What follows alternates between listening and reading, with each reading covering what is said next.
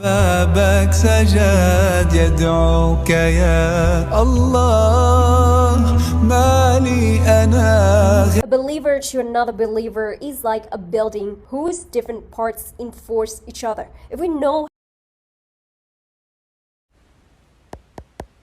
Assalamu alaikum. My name is Marwa. Today I am going to tell you about my rebirth story. अस्सलामुअलैकुम, मेरा नाम मरवा है। आज मैं अपनी इस्लाम कबूलियत की कहानी आपको सुनाने जा रही हूँ। मैं एक एग्नोस्टिक यानी मुल्हिद फैमिली में बड़ी हुई जो अपनी कल्चर के हिसाब से बुद्ध की पूजा करती थी। मेरी माँ और मेरे वालिद अपने आप को बुद्धिस्ट नहीं समझते, लेकिन वो बुद्ध की पूजा करते हैं सिर्फ़ इसलिए कि उनके पूर्वज ये करते थे। लेकिन वो थोड़ा बहुत ये भी मानते हैं कि बुद्ध से ऊपर भी कोई है। जब मैं एलिमेंट्री स्कूल में थी, मेरे वालिद बहुत शराब पीते थे। शराब पीना हमारे कल्चर का एक हिस्सा है। घर का मर्द अगर शराब पीता है तो भी उसे कोई कुछ नहीं बोल सकता। मैं अकेले में हमेशा खुदा से दुआ करती थी कि मेरे वालिद को शराब पीने के लिए मना कर दीजिए। एक दिन मेरी आंटी ने मुझे दुआ करते हुए सुन लिया और वो बहुत हंसने लगी। उन्होंने पूरे फैमिली को बताया कि मैं ये दुआ कर रही हूँ और वो कहने लगी, अगर तुम्हारे वालिद शराब पी रहे हैं या नहीं पी रहे हैं, ये उनकी चॉइस है, खुदा उसके लिए कुछ नहीं करेंगे। लेकिन मैं हमेशा ये मानती थी कि खुदा सबसे ताकतवर हैं और वो कुछ भी कर सकते हैं। वो जानते हैं कि किसी के दिल में क्या है और वो किसी की मर्ज़ी को बदल भी सकते हैं। ये सोच मेरी एलिमेंट्री स्कूल की थी। अब जब मैं थोड़ी बड़ी हुई, हाई स्कूल में एक वाक़या हुआ। मेरे दादा का इंतकाल हो गया। हमारे कल्चर में जब कोई इंसान मर जाता है तो उसकी मैयत रखकर कुछ वक्त तक इंतज़ार करते हैं दफन करने से पहले। घर वाले मरहूम को एक बिस्तर पर रख देते हैं और लोग घर आकर मरने वाले की फैमिली के साथ गम शेयर करते हैं। मैं अपने दादा के मरने वाले बिस्तर के पास बैठी थी और मैंने उनका हाथ पकड़ रखा था। मुझे याद है कि मैं ख़ुद से कह रही थी कि मुझे आखिरत पर यकीन है, आखिरत हकीकी है और मुझे यकीन है कि तकदीर है और एक ऊपर वाला भी है। जब मैं 17 साल की थी तो मैं यूएस आई पढ़ाई करने के लिए। मैंने कुछ क्रिश्चियंस के साथ दोस्ती शुरू की और यहाँ से मेरी दिलचस्प कहानी शुरू होती है। कभी कभी मेरे दोस्त मुझे चर्च जाने के लिए कहते और मैं जाती भी थी, पर सिर्फ इसलिए कि मुझे क्यूरियोसिटी थी। चर्च जाकर मैंने पहली दफ़ा सुना कि खुदा के बारे में कोई सीधी और साफ बात कर रहा है।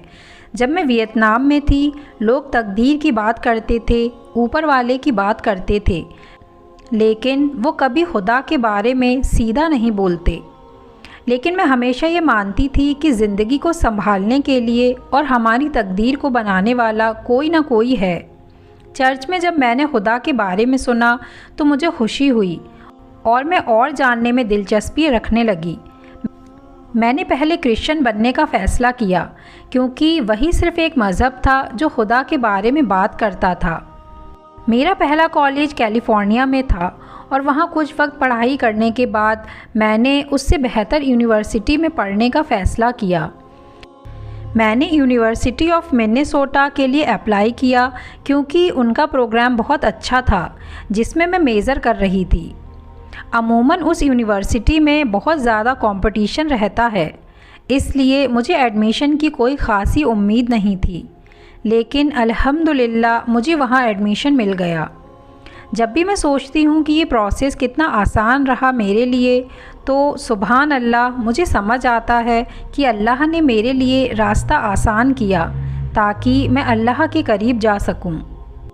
मैं मिनेसोटा में थी और वहाँ एक बहुत बड़ी मुस्लिम कम्युनिटी है। मुझे यह मालूम हुआ कि एक मज़हब है जिसका नाम इस्लाम है।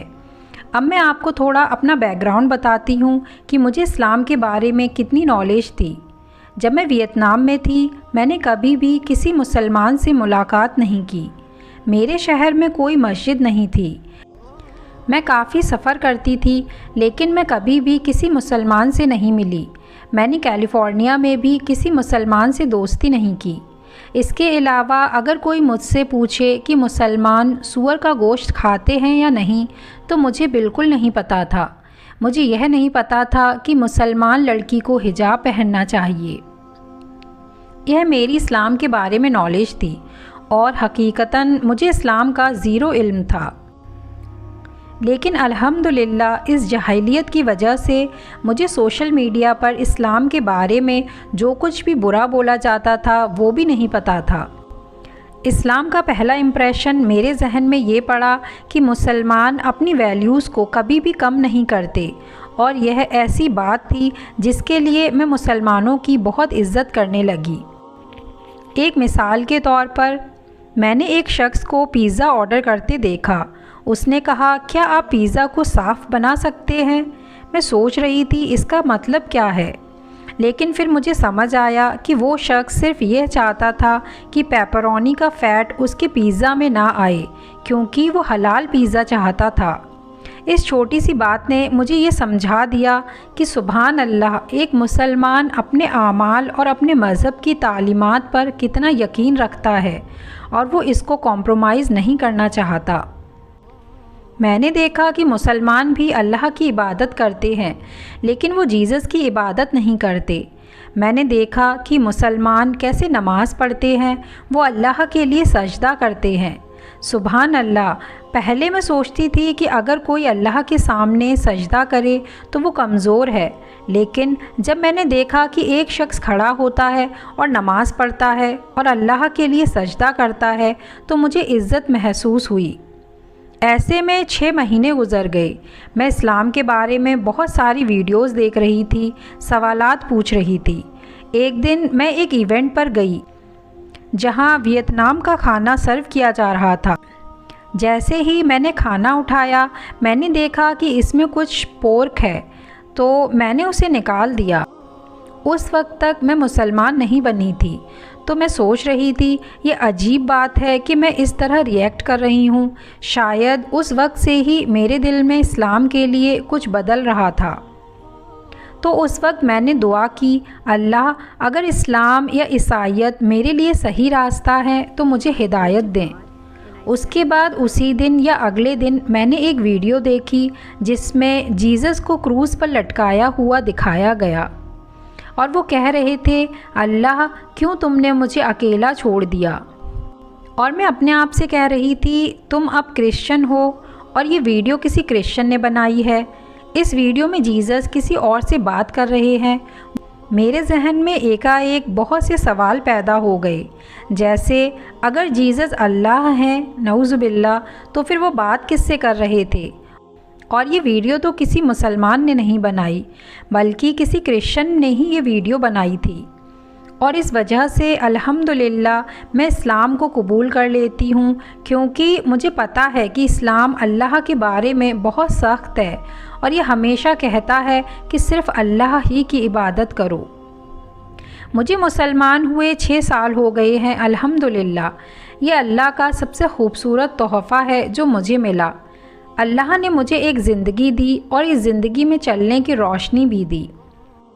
मैंने अपना सफ़र एक बच्चे की तरह शुरू किया, दुआ करना सीखा, अरबी के हरूफ सीखे, सीधे हाथ से खाना खाना सीखा और कुछ लफ्ज़ जैसे अल्हम्दुलिल्लाह, सुबहान अल्लाह, अल्लाहु अकबर, इंशाअल्लाह, यह सब सीखे। ये वो लफ्ज़ हैं जो सारे मुसलमान जानते हैं, लेकिन मुझे ये नहीं पता थे। जब मैं खुतबा सुनने गई तो मुझे महसूस हुआ कि ये मेरे लिए कितना खुशी वाला एहसास है। जब मैं मुसलमान बनी तो मैंने कुछ दोस्तों को इस फ़ैसले के बारे में बताया। मेरे दोस्त ने कहा, क्या तुम ISIS या टेररिस्ट के बारे में जानती हो? मैंने कहा, तुम किस बारे में बात कर रहे हो? उसके बाद मैं पहली दफ़ा मस्जिद गई और मुझे अरबी लफ्ज़ समझने में परेशानी हुई। खुतबा के आखिर में इमाम दुआ कर रहे थे और सब लोग कह रहे थे, आमीन आमीन। मुझे नहीं पता था ये लफ्ज़ क्या है और सब लोग अलग अलग रफ्तार से ये बोल रहे थे। मैं सोच रही थी, ओ माय गॉड, ये लोग उठकर लड़ने वाले हैं क्या? अल्हम्दुलिल्लाह मेरा इस्लाम का सफ़र बहुत खूबसूरत रहा। हर साल मुझे इस्लाम के बारे में एक नया तजुर्बा मिलता रहा। पहले साल का मकसद था इस्लाम पर अमल करना, बेसिक अहकामात सीखना। दूसरे साल मैंने एक फ़ेसबुक पेज बनाया जहां मैं दावा का काम करने लगी। मैं इंग्लिश इस्लामिक स्पीकर्स के वीडियोस को वियतनाम की लैंग्वेज में ट्रांसलेट करती रही। अल्हम्दुलिल्लाह इस वजह से मेरा इस्लाम का इल्म बहुत बढ़ गया। जब भी मैं कोई वीडियो ट्रांसलेट करती, मुझे उस वीडियो को धीरे धीरे समझने का मौका मिलता, क्योंकि मुझे हर लफ्ज़ का ट्रांसलेशन करना पड़ता था। दूसरा साल वो था जब मैंने अल्लाह के नाम सीखना शुरू किया। तीसरा साल वो था जब मैंने जो कुछ भी सीखा उस पर अमल करना शुरू किया और मैं रात की नमाज़ ज़्यादा पढ़ने लगी। मैंने एक प्लान तैयार किया जिसके चलते मैं हर रमज़ान एक प्रोजेक्ट मुकम्मल करती। एक रमज़ान मैंने 99 अल्लाह के नाम सीखे। दूसरे रमज़ान मैंने कुरान और हदीस से नबी सल्लल्लाहु अलैहि वसल्लम की दुआएं सीखीं और बाकी साल मैं उन दुआओं को अपनी डेली लाइफ में इस्तेमाल करने लगी। कुछ साल मैं ये सीखती रही कि कैसे अपने सोशल लाइफ और जाती ज़िंदगी को बैलेंस करूं, कैसे अपने काम और इबादत में बैलेंस रखूं। सुभान अल्लाह, जब मैंने अल्लाह को और समझना शुरू किया, मुझे अपने आप को भी बेहतर समझने का मौका मिला। इसलिए मैं अपने लिए और उन सब के लिए जो इस्लाम के सफ़र पर हैं एक छोटा सा मशवरा दे रही हूँ। पहला मशवरा यह है कि अपने कदम धीरे लें लेकिन मजबूती से। खुद पर एक साथ बहुत सा बोझ न डालें, क्योंकि अल्लाह के साथ रिश्ते को सिर्फ़ अल्लाह ही जज कर सकते हैं। दूसरे लोगों की वजह से ख़ुद को बड़े कदम उठाने के लिए प्रेशर मत डालें। और बहनों के लिए जो हिजाब पहनना चाह रही हैं, अपने अक़ीदा को सीखें, अल्लाह के साथ अपने रिश्ते को समझें।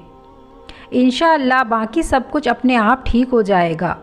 जब आप अल्लाह से मोहब्बत करते हैं, इंशाअल्लाह आप अल्लाह के लिए कुछ भी करने को तैयार होते हैं। मेरा दूसरा मशवरा उन लोगों के लिए है जो इन चीज़ों पर पहले से अमल कर रहे हैं। वो ये है कि हमेशा अपने तौहीद के कॉन्सेप्ट पर नज़र रखें।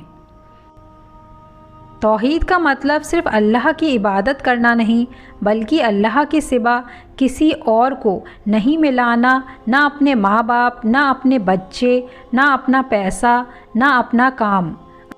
अल्लाह हमें हमारी तौहीद के टेस्ट से गुजारने वाले हैं कि इस पर हम कितने सच्चे हैं। हमेशा ये समझना चाहिए कि क्या हम अपना वक्त अल्लाह के लिए खर्च कर रहे हैं, क्या हम अपने शौहर, पैसा और काम के लिए अल्लाह के हक़ को काट रहे हैं। हमें अपने दिल में आने वाली तब्दीलियों को समझना होगा। ये मेरा अपने लिए भी एक मशवरा है। तीसरा मशवरा ये है कि जब भी आप किसी मुश्किल का सामना करते हैं, इंशाअल्लाह हमेशा अल्लाह की तरफ वापस जाइए। अल्लाह से दुआ करें, चाहे सब कुछ आपके हाथ से बाहर ही क्यों ना हो। अपनी कोशिश करें और अल्लाह पर भरोसा रखें, क्योंकि अल्लाह हमारा खालिक है और वो उस चीज़ का भी खालिक है जो हमारे रास्ते में रुकावट बना रहा है। सिर्फ़ तभी जब हमारा रब, हमारा मालिक, हमारा खालिक हमारे साथ हो, तब वो हमारे लिए सब कुछ ठीक करेगा जिसका हम कभी सोच भी नहीं सकते। अल्लाह मेरी इस तकरीर को मेरे लिए और उन सब के लिए जो सुन रहे हैं फ़ायदेमंद बनाए। अल्लाह हमें सही रास्ते पर रखे और हमें हमारी गलतियों के लिए माफ़ करे, उन गलतियों के लिए जो हमने की, जो कर रहे हैं और जो हम आगे करने वाले हैं, उन गलतियों के लिए जो हमें पता है और जो हमें नहीं पता। और अल्लाह हमें उस जन्नत में दाखिल करे जहां हम एक दूसरे के पड़ोसी बन सकें। आमीन।